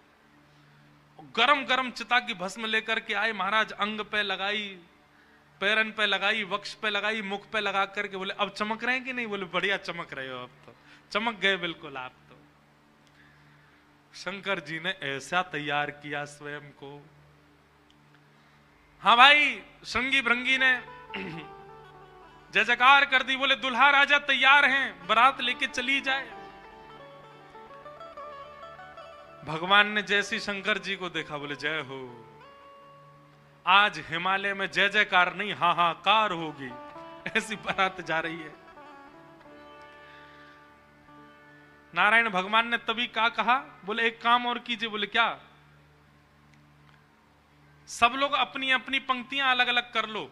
हम नारायण हैं, हम अपनी पंक्ति लेके अलग चलेंगे। ब्रह्मा जी आप अपनी पंक्ति लेके अलग चलो। ए इंद्र तुम अपनी पंक्ति लेके अलग चलो। सब अलग अलग। दुल्हा अपनी पंक्ति लेके अलग आएंगे। सबसे आगे नारायण चले गए, उनके पीछे ब्रह्मा जी जा रहे हैं, उनके पीछे इंद्र देवताओं की सभा लेकर के जा रहे हैं, और सबसे पीछे शंकर जी और शंकर जी के 10-5 गण। श्रृंगी भृंगी बोले हे गुरुवर, हे महादेव, देखो इतनी बड़ी बड़ी ये तो बारातियों की इतनी संख्या है और जिनका ब्याह है हम ही लोग ही 10-5 हैं। शंकर जी बोले इसमें इतने परेशान होने वाली क्या बात है? विश्व में जितने शमशान सब हमारे, सब जगह जाओ, जो भी भूत प्रेत पिशाचनी डाकनी साकनी सब बैठी, सबको बुला लाओ, सबको लेकर के चलेंगे हिमालय, और सबको कह दो आज हमारे स्वामी का विवाह उत्सव है, कोई पीछे ना रहे। अपने दूर दूर के रिश्तेदार जो अमेरिका लंदन आदि में बैठे हैं उनको भी बुलवा लो। और महाराज विदेशी भूत भी आए हैं। एक कथा हम सुन रहे थे, पूज्य मलुकपीठ वाले महाराज जी सुना रहे थे। जब राम जी की बारात जा रही थी ना, तो उसमें सारे प्रेत भूत आए, और जैसे ही प्रेत जाने लगे तो प्रेतों की हाहाकार, हुंकार और उनके चलन चाल को देख करके इंद्र को बड़ा अजीब लगा। क्यों? अयोध्या के सब लोग डर गए उनको देख के, बाराती। तो इंद्र आकर के वज्र लेकर के खड़े हो गए और सब भूत प्रेतों से बोले हे कहां जा रहे हो? बोले हमारे राम जी की बारात है, हम भी जा रहे हैं साथ में। इन्हीं के नाम से ही हम लोग प्रेत योनि से मुक्त होते हैं, तो इनकी बारात में हम क्यों नहीं जा सकते? इंद्र बोले चुपचाप जहां जहां से आए लौट करके चले जाओ, यहां दिखना नहीं मुझे। यहां अवगुणों का प्रवेश नहीं है। राम जी की बारात में केवल सगुण सगुण जाएंगे, अवगुण नहीं जाएंगे। और वज्र का भय दिखा करके सब प्रेतों को रोक दिया। प्रेत बेचारे एक मैदान में जाकर के बैठ गए। बोले हम इतने ही बुरे हैं तो हमको बनाया क्यों? हम इतने ही बुरे हैं तो हम लोगों का सृजन क्यों किया? आज बताओ, हमको बारात से बाहर कर दिया, इससे बड़ा अपमान क्या होगा हमारा? इतने में पीछे पीछे नंदी पर बैठे श्रृंगी भृंगी के संग महादेव जा रहे थे। महादेव ने कही बोले श्रृंगी भृंगी बड़ी भीड़ लगी है, देखो तो क्या हो रहा है। महादेव जैसे ही पहुंचे सब भूत प्रेत रोने लगे। बोले हमारे साथ बहुत बुरा हुआ, हमको क्यों बनाया? इंद्र ने अपने वज्र का भय दिखा करके हमको रोक दिया। बोले राम जी की बारात में तुम नहीं जा सकते, तुम सब असगुन हो, केवल सगुनों का प्रवेश है। महादेव तो बोले बाबा दीन दयाल, इतनी दया आ गई। महादेव बोले चिंता मत करो, हम वचन दे रहे हैं, ये जितनी देवतान के ब्याह इनके सबके में सगुन को जाने दो। देवों के ब्याह में सगुन जाएंगे और महादेव के ब्याह में सारे असगुन जाएंगे, तुम सबको हम लेके जाएंगे। हम सगुनों के संग नहीं चलेंगे, तुम्हारे संग चलेंगे, तुम सब चलना हमारे साथ। आज महादेव ने सब बुला लिए, सब लोग आ गए। आहा, सब भूत प्रेत आ गए। कैसे कैसे भूत प्रेत आए? को मुखहीन विपुल मुख काहू, बिन पद कर को बहुपद, बिन बिन नयन को नयन विहीना, हृष्ट पुष्ट को अततन खीना। कोई मुखहीन विपुल मुख काहू, किसी का सिर ही नहीं है और किसी के बहुत सारे सिर हैं। और बिन पद कर को बहुपद बाहु, किसी के हाथ पैर ही नहीं है, रेंग रेंग के चल रहा हो, किसी के खूब सारे हाथ पैर हैं। विपुल नयन को नयन विहीना, किसी के नेत्र ही नहीं है, किसी के खूब सारे नेत्र हैं। और हृष्ट पुष्ट को भयंकर प्रचंड है, और कोई अति तन खीना, कोई बिल्कुल पतला दुबला है। और महाराज यही नहीं,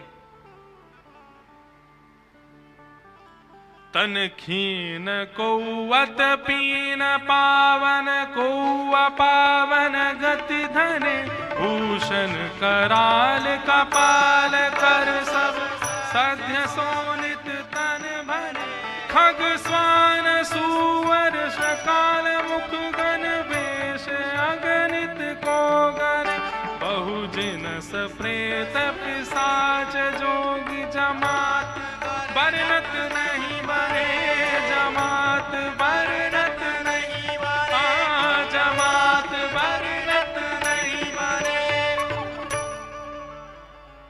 सूकर कूकर गधा आदि के मुख वाले प्रेत भी चल रहे हैं साथ में।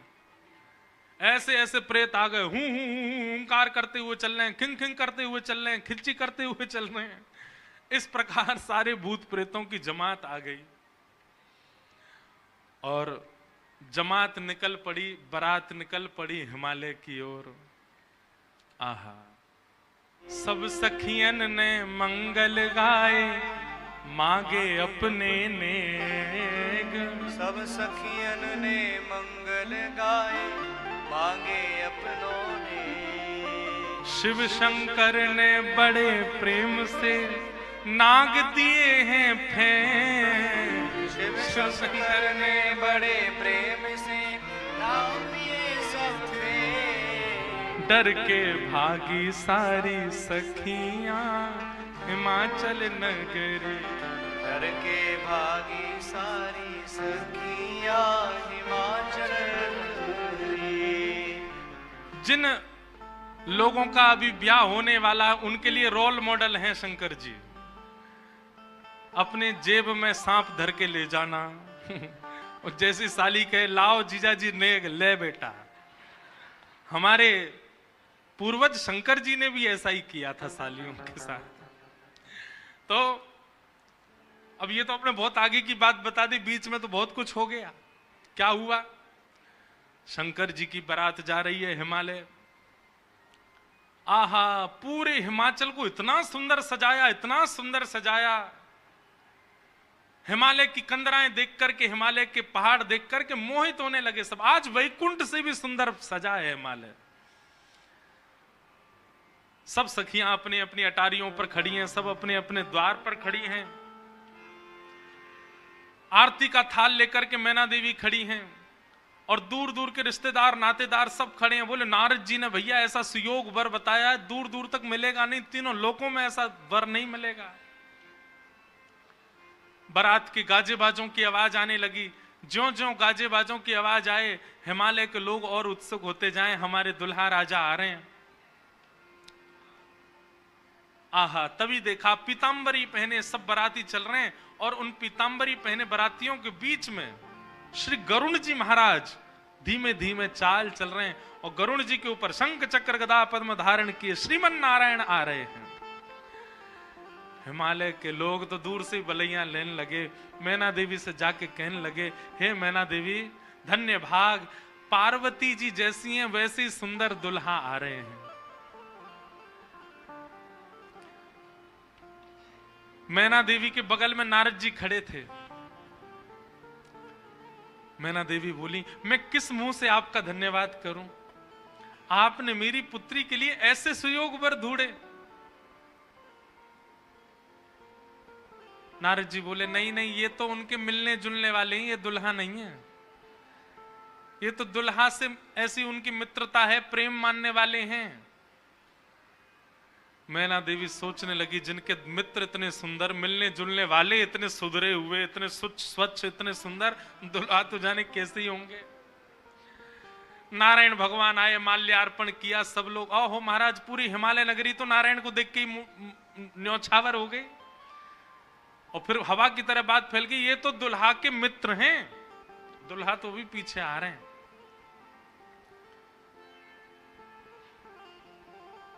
उनके पीछे आए चतुरानन ब्रह्मा जी। अच्छा, ब्रह्मा जी का रूप पिक्चरों में ऐसा दिखाया गया, सफेद दाढ़ी सफेद बाल, बूढ़े नहीं है ब्रह्मा जी, बेचारे आदि देव हैं, इसलिए उनको बूढ़ा बड़ा बताया जाता, पर बूढ़े नहीं है, वो भी खूब सुंदर हैं। 4 मुख वाले सुंदर। नारद जी ने बताया ही था कि आपके जो होने वाले दामाद हैं, पंचवक्रम, 5 मुख हैं उनके। तो 4 मुख देख करके मैना देवी बोली, 5वां मुख ऊपर होगा, दिख नहीं रहा है, यही है। बोलो, मैं किस मुख से आपका धन्यवाद करूं? आप यही है ना, पंचवक्र है ना, इनके पंचमुख होंगे, 5वां ऊपर होगा। वो नहीं नहीं नहीं, ये तो चतुर्मुख है, ये तो ब्रह्मा जी हैं, ये भी दुल्हा नहीं है। तीसरे आए नारद जी, तीसरे आए इंद्र। इंद्र जैसे ही पधारे, इंद्र का रूप भी बहुत सुंदर है, देवताओं के राजा हैं। इंद्र को देख करके सब हिमालय के लोग बोले, नारद जी निश्चित यही हमारे दुल्हा राजा हैं, पहुना हैं। नारद जी हंसने बोले, नहीं नहीं, महादेव को जब प्यास लगती है, आपके दुल्हा को जब प्यास लगती है, तो पानी पिलाने का काम यही करते हैं, ये उनको पानी पिलाने वाले। हिमालय के लोग बोले, भैया पानी पिलाने वाला इतना सुंदर है, दुल्हा तो जाने कैसा ही होगा। जैसे ही सब देवी देवता जाने लगे, अब दूर से ही हूं हा हा ही आवाज आने लगी। नारद जी बोले, बारात आ रही है, अब इन लोगों की व्यवस्था में देख के आता हूं, आप यहीं खड़ी रहना। नारद जी खिसक लिए वहां से, बोले, अब तो पता है क्या होने वाला है। हमारे बक्सर वाले पूज्य मामा जी श्री नारायण दास भक्तमाली जी, वो इतना सुंदर वर्णन करते हैं। बोले, जब बारात आती है तो बारात सबसे पहले देखने के लिए कौन जाते हैं? छोटे छोटे बच्चे सबसे पहले यही जाते हैं बारात देखने। पूरी खबर पूरे नगर में यही बच्चे ही फैलाते हैं। इतने हाथी, इतने घोड़ा, इतने बैंड बाजे वाले, इतने लाइट पकड़ने वाले, इतने नाचने वाले। बारात में सबसे ज्यादा बच्चे, सब पहले ही पहले पहुंच गए। बोले, कहां है बारात, कहां है बारात? तभी देखा बारात तो आई नहीं, लेकिन हिमालय के सारे बालक चौकड़ी मार के भागते हुए अपने अपने घरों की ओर भाग रहे हैं। घरों के भीतर गए, माता पिता को भीतर बैठा लिया, भीतर से किवाड़ बंद करके बालक सब अपने छाती पे हाथ धर के सांस लेने लगे जोर जोर से। माता पिता ने पूछी, क्या हुआ बच्चों, तुम बारात देख करके आए? बड़ा हाथी देख लिया होगा तभी डर गए। बोले, हाथी? बोले, हमने क्या देखा, हम कैसे वर्णन करें?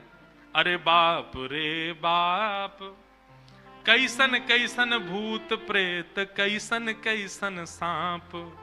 अरे बाप रे बाप, कैसन कैसन भूत प्रेत, कैसन कैसन सांप। छूटेला पसीना श्वास, छूटे हाफ हाफ, छूटेला पसीना श्वास, छूटे हाफ।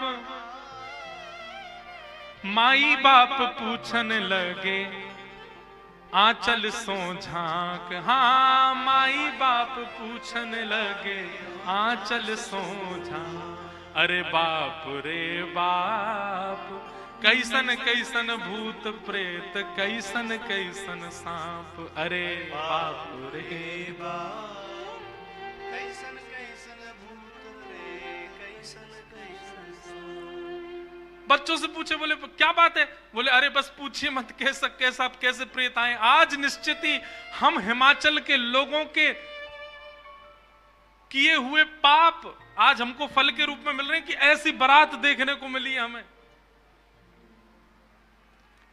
एक बिना मुख का बराती, क्योंकि भूत प्रेत है, बिना मुंह ही नहीं है, उसका शरीर धरीधर है, पहुंच गया, किसी द्वार को खटखटाने लगा, भीतर से खोल करके लोगों ने जैसे उसका रूप देखा, रूप देखते ही स्तब्ध हो गए। बोले हम बाराती हैं, रहने की व्यवस्था कहां है? बाराती का मुख देख करके सब बोले तुम तो यहीं रह जाओ, कहीं रह जाओ, हम छोड़ छाड़ के भागे यहां से, भैया ऐसी बारात। आहा, ना जाने उदय भैले कौन नगर पाप, ना जाने उदय भैले कौन नगर, प्राण बचे आज कोनु पुण्य के प्रताप। हाँ, प्राण बचे आज कोनु पुण्य के प्रताप। अरे बाप रे बाप, कैसन कैसन भूत प्रेत, कैसन कैसन सांप। अरे बाप रे बाप, कैसन कैसन भूत प्रेत, कैसन कैसन सांप। सब हिमाचल के लोग बोले भैया अगर किसी ने पुण्य किया होगा तो ही बचेगा आज बारात देख करके, नहीं तो जीवित बचने वाला नहीं है। ऐसी प्रचंड बारात आ रही है। शिव के बारात के विचित्र पडल छाप, शिव के बारात के विचित्र पडल छाप। नगरी सुनसान भैला लागे कुटिया काप। हाँ, नगरी सुनसान भैला लागे कुटिया काप। भैया कहीं बारात आती है तो पूरी नगरी में सब लोग इकट्ठे होते हैं देखने को, पर आज हिमालय की नगरी पूरी सुनसान हो गई है बारात देख करके, और सब अपने घरों में घुस करके केवल कांप रहे हैं, राम राम जप रहे हैं। बोले आज बचा लो कैसे भी। एक जगह एक आदमी शरबत लेकर के खड़ा था बारातियों को पिलाने के लिए, खूब सारी शरबत के पात्र थे। इतने में ही एक बाराती पहुंच गया। बाराती समझ जाओ कौन भूत ही था। हिमाचल महाराज ने कहा था कोई बाराती परेशान नहीं जाना चाहिए, और बस शरबत वाला तो बाराती को ही देखता रह गया। बाराती आए और आकर के शरबत उठाए, शरबत उठा करके पीना तो दूर, उससे स्नान और कर लिए, शरबत में ही नहा लिए। शरबत में स्नान देख करके शरबत बटोरने वाला भाज गया। वहां मैना देवी और हिमाचल महाराज खड़े थे। कर्मचारी दौड़े दौड़े आ रहे हैं, बोले बारात आ गई, तुमने शरबत पिलाया? हाँ पिला दिया। पिलाया नहीं, नहला दिया। अच्छा अब चलो ये पकौड़े मंगौड़े बने, ये ले जाओ, रास्ता में सबको पवाओ, किसी और को भेज दीजिए, सेवा का सौभाग्य किसी और को भी दे दीजिए, मुझे प्राण बहुत प्यारे, इकलौता हूं अपने माता पिता का। ऐसी बारात। महादेव नंदी पर सीधे नहीं बैठे, उल्टे बैठे हैं। क्यों? नारायण भगवान कह के गए थे कि मजाक होता है। बोले हम ही प्रारंभ कर दें मजाक, उल्टे बैठ करके गए नंदी पर, और श्रृंगी भृंगी से कह रहे हैं हारे इंद्र की जमात, नारायण की जमात, ब्रह्मा की जमात से कम तो नहीं लग रहे? बोले कि महाराज अपनी जमात से आगे कोई नहीं है, सबरी जमात फीकी पड़ गई हमारी जमात के आगे। ऐसे ऐसे भूत प्रेत, ऐसे ऐसे बाराती तो किसी बारात में नहीं गए होंगे, आप चिंता मत करो। महादेव बड़े प्रसन्न है। बोले बहुत बढ़िया, कोई कमी नहीं छूटने पाए, करो बढ़िया व्यवस्था। आहा, कोई करे भय से विलाप, कोई करे अलाप, कोई करे भय से विलाप, कोई करे प्रलाप, कोई करे आंख मूंद राम नाम जाप। हाँ, कोई करे आंख मूंद राम नाम जाप। क्यों? अरे बाप रे बाप, कैसन कैसन भूत प्रेत, कैसन कैसन सांप। अरे बाप रे बाप, कैसन कैसन भूत प्रेत, कैसन कैसन सांप। कही लगन नारायण मिट सब कर संताप, कहने लगे नारायण मिट सब कर संताप, शिव जी दयालु दीने उठ पल के थाप। हाँ शिव जी दयाल दीने उठ पल के थाप। अरे बाप रे बाप, कैसन कैसन भूत प्रेत, कैसन कैसन सांप। अरे बाप रे बाप, कैसन कैसन भूत प्रेत, कैसन कैसन सांप। शिव जी की बारात आ रही है महाराज। मैना देवी हाथ में थाल लेकर के खड़ी हैं। भूत प्रेत पिशाच डाकनी साकनी ये सब तो नगर में ही व्यस्त हैं। नगर में ही जितने लोग थाल ले लेकर के खड़े थे वो उनसे तो ले ही लिया, अब नगर में घरों में घुस घुस करके उनके घर की सामग्री निकाल निकाल के पा रहे हैं। बाराती आए हैं श्रृंगी भृंगी के साथ में, नंदी पर सवार होकर के महादेव जैसे ही मुख्य द्वार पर पहुंचे। नंदी विशाल, यहाँ के नंदी देखे आपने महादेव के सामने कैसे विशाल नंदी, नंदी नंदी दिख रहे हैं, अभी दुल्हा तो दिख ही नहीं रहा। नंदी इतने सुंदर, नंदी का पूजन किया। पूजन करके महाराज मैना देवी बोली दुल्हा कहाँ है? नंदी के ऊपर बैठे, किनारे आकर के देखा तो उल्टे बैठे, मुख तो दिख ही नहीं रहा है, पीछे का अंग दिख रहा है। मैना देवी बोली श्रृंगी भृंगी से, बोले दुल्हा राजा को कहो घूम जाएं, उल्टे काय को बैठे। श्रृंगी भृंगी बोले ये देव नहीं है महादेव हैं, ये नहीं घूमेंगे, ये जैसे बैठे वैसे ही रहेंगे। बोले तो फिर तिलक पूजन कैसे होगा? बोले नंदी घूमेगा। नंदी उल्टा जब हुआ तब महादेव बैठे हैं और सबरे काम खराब करवाने वाले श्रृंगी भृंगी हैं। आप नीचे मत उतरना, आप दुल्हा हैं, सासू जी ऊपर आएंगी तिलक करने। शंकर जी भी बिल्कुल भोले भाले जैसे बता दो वैसे कर रहे हैं। अच्छा भगवान नारायण वैसे तो बड़े प्रिय हैं, पर वो भी दूर खड़े खड़े उनको भी आनंद आ रहा है। बोले बढ़िया है, ऐसी भी बारात एक होनी चाहिए, तो जीवन भर याद रहे सबको।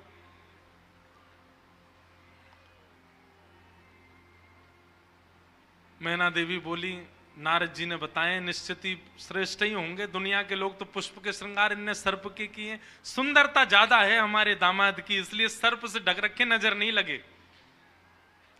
श्रृंगी भृंगी से कही नेक तो कहो दुल्हा मुखमंडल दिखाएं। महाराज सर्प की लड़ों को हटा करके जैसे ही महादेव ने अपना मुख दिखाया, प्रचंड रूप महादेव का देख करके पूरे मुख पर भस्म लगी हुई थी महादेव के, और भस्म लगा करके तो वैसे हाउ बिलाऊ सा लगता व्यक्ति, वो भी महादेव। भस्म लगी है, भस्म के ऊपर ही काजल लगे हैं, भस्म के ऊपर ही पान चबा रखा, मुख से महाराज लाल लाल लर निकल रही हैं। ऐसे विचित्र महादेव को देख करके मैना देवी तो वहीं मूर्छित होकर के गिर गई, हाथ से थाली वाली गिर गई, चीख मार करके जितनी सखियां थी सब भागी वहां से। महादेव ने श्रृंगी भृंगी को देखा, श्रृंगी भृंगी तो आश्चर्यचकित पड़ गए। महादेव बोले तुम लोगों के मुख इतने मुरझाए से क्यों लग रहे हैं? बोले भगवान स्वागत करने आई थी, ये तो मूर्छित ही हो गई। महादेव बोले सब नगरों के अपने अपने रिवाज हैं, यहां मूर्छित होना ही रिवाज होता होगा, दुल्हा को देखते ही सासू मां मूर्छित हो जाती, यही रिवाज होगा। चलो अपने जनवासे में चलें। और जनवासा कहां है? शमशान घाट। जनवासा बनवाया था लेकिन वहां नहीं गए, जहां पर जा सारी बारात वहीं पर जाएगा दूल्हा, और सारी बारात कहां है? वो तो शमशान में। शमशान में जाकर के दूल्हा राजा बैठ गए और बार बार श्रृंगी भृंगी से कहें कोई कमी तो नहीं? बोले नहीं बहुत बढ़िया है, सब बिल्कुल बढ़िया है। भगवान नारायण बोले भैया अब हमको चलना चाहिए, महादेव से बात करनी चाहिए, ये तो ऐसे तो काम बनेगा नहीं, ऐसे ब्याह कैसे होगा। नारायण भगवान गए और भगवान जाकर के शमशान में बैठे महादेव से जाकर के बोले यहां क्यों बैठे हो आप? बोले नगर में कोई है ही नहीं तो कहां जाएं, यहीं बैठेंगे। नगर तो पूरा खाली पड़ा है, कोई है ही नहीं स्वागत करने के लिए। एक माता जी जरूर आई थी, जो बता रहे थे वो हमारी सासू माँ, वो भी मूर्छित। बोले मूर्छित हो गई? शंकर जी बोले मूर्छित नहीं हुई, सत्यता हम बता रहे हैं आपको। और क्या हुआ था? बोले हमने उनकी थाली की ओर देखा, थाली में वो जल का लोटा लेकर के खड़ी थी, जल का लोटा उन्होंने फेंक दिया। क्यों फेंक दिया? उन्होंने सोचा जब हमारे दुल्हा की जटा से ही गंगा निकल रही है तो इनको सामान्य लोटा क्या दिखाएं हम, इसलिए उनका लोटा गिर गया। हमारे जटा पर जब उन्होंने सुंदर चंद्रमा को बैठे देखा तो उन्होंने कहा जिसका तिलक ही चंद्रमा है उसको हम रोरी चावल क्या लगाएं, इसलिए रोरी चावल छूट गए।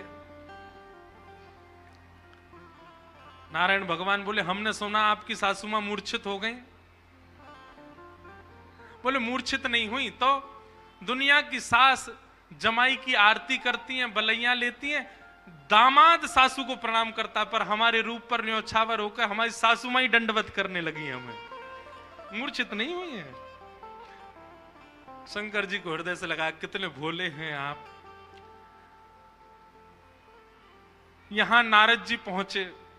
अब महाराज अंदर तो मातम बन रहा था, सब लोग पार्वती जी को घेर करके बैठे हैं। मैना मैया जैसे तैसे होश में आई, होश में आकर के बोली हमने नारद का क्या बिगाड़ा, ऐसा पति, इसके लिए इतना घनघोर तप करवाया पार्वती जी से, हमने नारद का क्या बिगाड़ा। आहा, नारद जी महाराज तभी आ गए। ये संत का लक्षण है, केवल माला पहनाई जा रही हो वहां पहुंच जाए नहीं, जहां पर सब लोग महाराज दांत कसकसा रहे हैं कि नारद जी मिल जाएं तो हम उनको बताएं, नारद जी पहुंच गए वहां बीच में। संत का लक्षण है कि जहां अपमान की भी स्थिति बने वहां जाने में भी जिसको संकोच ना हो वो संत है। नारद जी आ गए। नारद जी आकर के समझाने लगे और मैना मैया से कह रहे हैं क्या? तब नारद सब ही समझावा, पूरब कथा प्रसंग सुनावा, मैना सत्य सुनहु मम वाणी, जगदम्बा तब सुता भवानी। मैया मुझे अभी अभी सत्य पता चला, मुझे ऋषियों ने बताया, मुझे भगवान ने बताया ये सत्य, क्योंकि मैं स्वयं आश्चर्यचकित था। इतनी सुंदर के लिए महादेव पधार, मैंने पहले तो बता ही दिया था कि आपके दामाद कैसे होंगे, पर इन दोनों का जो ये योग बना है इसमें मैं और आप और कुंडली कुछ नहीं कर सकती। मैं और आप इसमें कुछ सहायक नहीं है। आपकी पुत्री जो है ये साक्षात जगदम्बा है, साक्षात भवानी है, ये साक्षात सती रूपा है। पहले यही सती रूप बनकर के आई थी, महादेव की अर्धांगिनी बनी, किसी कारण से इनको देह त्याग करना पड़ा और देह त्याग करते समय इन्होंने ही हरि से मांगा था कि जन्म जन्म शिव पद अनुरागा, और उसी कारण से ये पार्वती बनकर के आई हैं। मेरे और आपके चाहने से विवाह नहीं हो रहा है, ये भवानी है और भवानी सदा शिव की होती हैं। आप उनको सामान्य दुल्हा के रूप में मत देखिए, आप यह विचार कीजिए कि आपकी पत्नी जो हैं, आपकी पुत्री जो हैं, ये साक्षात भवानी और वो शिव हैं, तब आपको उनका रूप दिखाई देगा।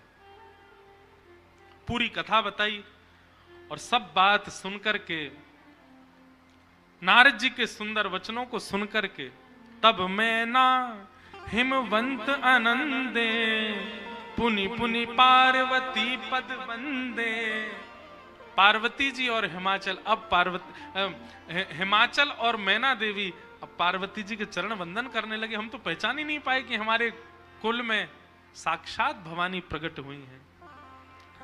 नारी पुरुष शिशु जुबा सयाने, नगर लोग सब अति हर्षाने।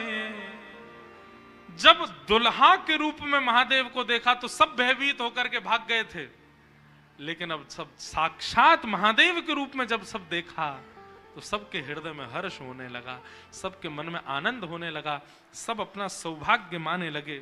और तब विविध पाति बैठी जेवनारा, लागे पुरुषन निपुण सुवारा, नारी वृंद सुर जेवत जानी, लगी देनकारी मृदुवानी। और फिर से मंगल गाने शुरू हो गए। महाराज सारियां जैसे गारियां देती हैं वो गारियां सब प्रारंभ हो गई।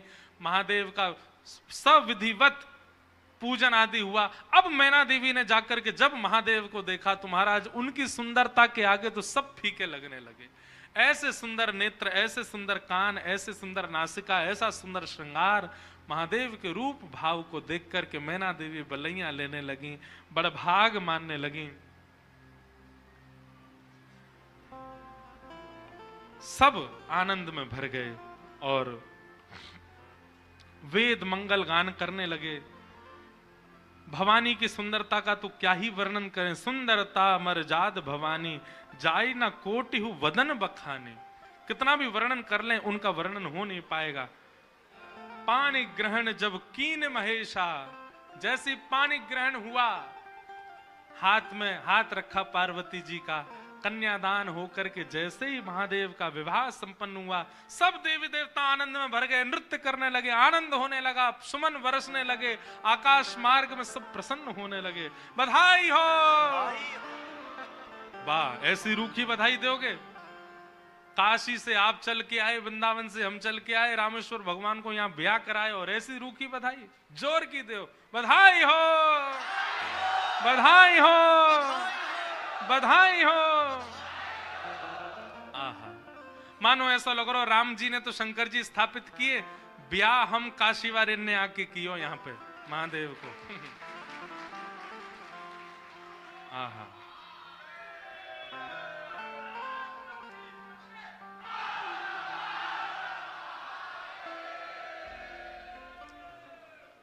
सुंदर विवाह संपन्न हुआ महादेव का। आप सब लोगों ने भी विवाह का प्रसंग श्रवण किया।